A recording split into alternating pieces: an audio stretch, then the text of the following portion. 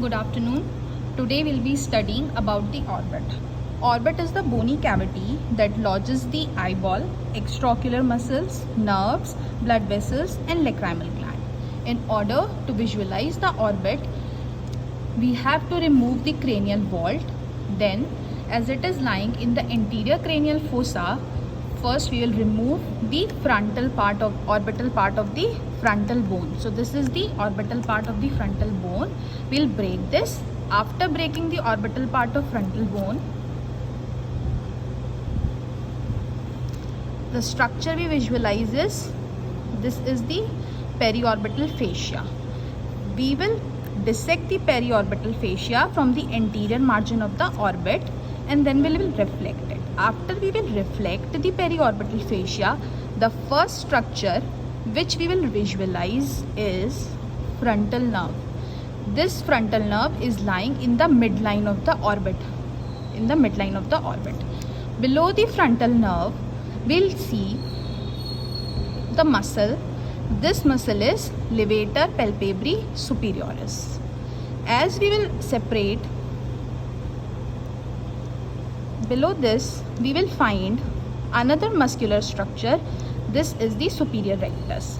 Superior rectus is also lying in the midline of the orbit. So frontal nerve, levator palpebri superioris, and then we'll be getting the superior rectus. Frontal nerve, as we trace the nerve above, it divides into two branches, that is supratrochlear and supraorbital. Now we'll see medially.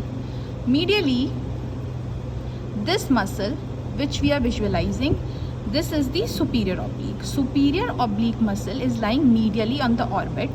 Then the tendon of superior oblique will get attached to the trochlea of the eyeball, and then it will go posteriorly and get itself attached to the sclera, which is visualized on deeper dissections.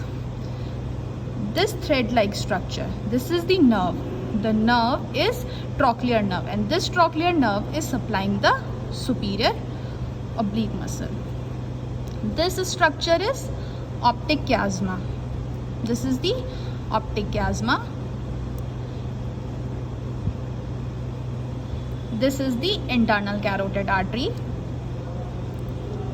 And as we'll proceed, we will see this thick white color structure. This is the optic nerve. So that is all about the content of the orbit. Thank you.